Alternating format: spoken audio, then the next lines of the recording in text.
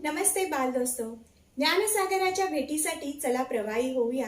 प्रादेशिक विद्या प्राधिकरण मुंबई प्रस्तुत कथा सरिता इस उपक्रम में आप सभी का मनपूर्वक स्वागत। आज शुक्रवार 20 अगस्त 2021। आज का पंचांग श्रावण शुक्ल त्रयोदशी, भारतीय सौर शके 1943।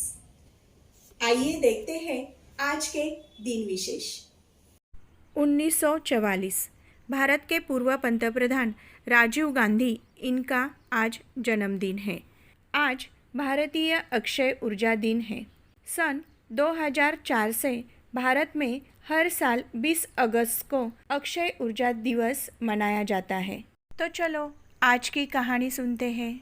सुनहरा मुर्गा अपनी तरह का एक ही था, इसलिए बहुत से कसाईयों की नज़र उस पर थी। बंदर भी अपनी तरह का एक ही था, इसलिए चिड़ियाघर के लोग उसे पकड़ने की कोशिश में थे। लाल अमरूद के पेड़ पर लाल लाल अमरूद लगते थे। उसके जैसा भी कोई दूसरा पेड़ वहाँ नहीं था, इसलिए फल वालों से लेकर स्कूल के बच्चों तक को उसके अमरूदों का लालच था। पर उन तीनों ने मिलकर ऐसी योजना बना रखी थी कि कोई उनका कुछ नहीं बिगाड़ पाता था। जब कोई कसाई मुर्गे को पकड़ने के लिए आता तो पेड़ उसे लुभाने के लिए 2-3 पके अमरूद नीचे टपका देता। उन अमरूदों की खुशबू ही ऐसी थी कि कसाई पहले अमरूद चखने में लग जाता। तभी बंदर 2-3 कच्चे अमरूद तोड़कर उसके सिर पर निशाना बनाता कि कसाई अपना होश खो बैठता। जब वह ऊपर देखता तो बंदर मुर्गे को पीठ पर बिठाए मुँह बिचकाता नजर आता। कसाई हार कर वहाँ से चला जाता। जब चिड़ियाघर के लोग बंदर को घेरने के लिए आते तब पेड़ उसे अपनी पत्तियों और शाखाओं में छिपा लेता था। किसी की उस पर नजर ही नहीं पड़ती। नीचे मुर्गा जोर जोर से पंख फड़फड़ाकर इतनी धूल उड़ा देता कि उनके लिए वहाँ खड़े होकर सांस लेना मुश्किल हो जाता। वे वहाँ से जाने लगते तो पेड़ अपने सबसे पिलपिले अमरूद नीचे टपकाकर उन्हें फिसला देता। वे किसी तरह गिरते पड़ते वहाँ से चले जाते। थोड़ी दूर जाने पर उन्हें मुर्गे की बांग सुनाई दी जाती। कुकड़ुकू। लगता जैसे मुर्गा उनका मजाक उड़ा रहा है।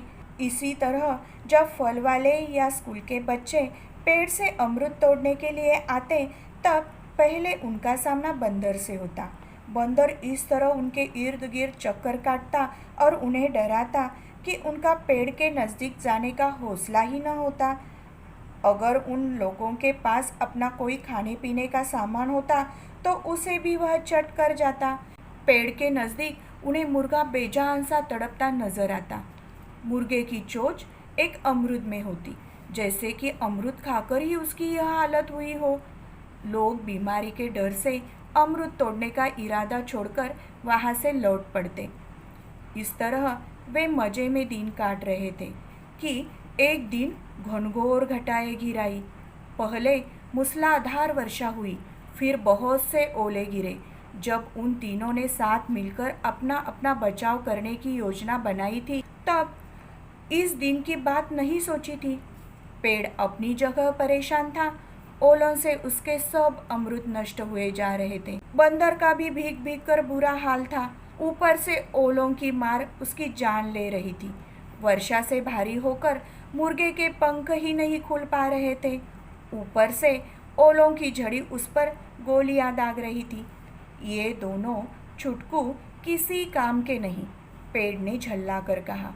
मैंने आज तक हर मुसीबत में इनकी जान बचाई है, पर आज मुझ पर इतनी बड़ी मुसीबत आई है तो उन्हें अपनी अपनी पड़ी है। मेरा हाल तक नहीं पूछा। मैंने भी क्या साथी चुन रखे हैं, बंदर ने ठंड से कांपते हुए अपने से कहा। एक पेड़ है जो जमीन में गड़ा होने की वजह से सुरक्षित है।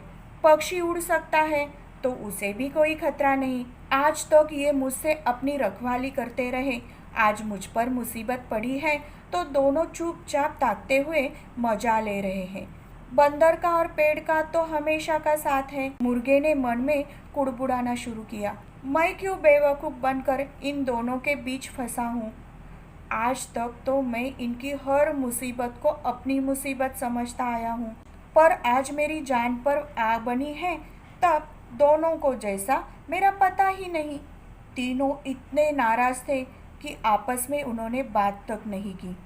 थोड़ी देर में ओले थम गए, बारिश भी रुक गई। अगले रोज तक पेड़ की टहनियों पर पड़ा पानी सूख गया, बंदर का जिस्म सूख गया, मुर्गे के पंख सूख गए, पर तीनों ने आपस में कोई बात नहीं की। पेड़ सोचता रहा, मैं अब इनकी कोई मदद नहीं करूँगा। बंदर भी इसी तरह सोचता रहा और मुर्गा भी। उसी रोज एक कसाई आया। वह मुर्गे की ओर बढ़ा तो पेड़ ने अमरूद नहीं टपकाए, न बंदर ने मुर्गे को पीठ पर बिठाया। मुर्गा कसाई के थैली में बंद हो गया। तो बाकी दोनों ने सोचा, अब पता चलेगा। बड़ा मुर्गा बना फिरता था। कसाई मुर्गे को लेकर चला गया। अगले रोज चिड़ियाघर के लोग आए। उन्होंने बंदर को पकड़ने के लिए जाल बिछाया तो पेड़ ने वह टहनी ही टूट जाने दी।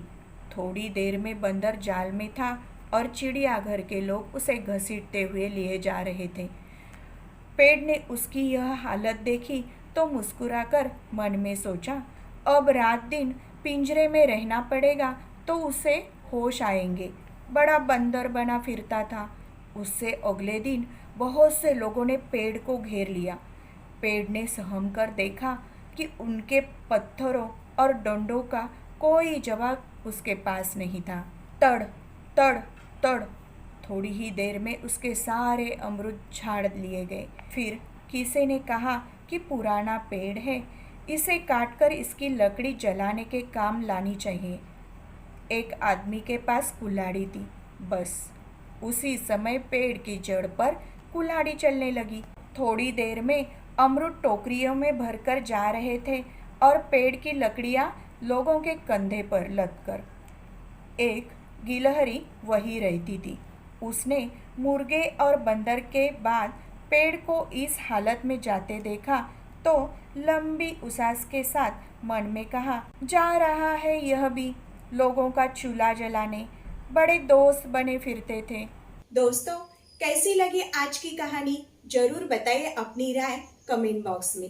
लाइक और शेयर करना ना भूलें। ऐसी ही नई नई कहानी सुनने के लिए हमारे YouTube चैनल को सब्सक्राइब करें और कल मिलते हैं एक नई कहानी के साथ। धन्यवाद।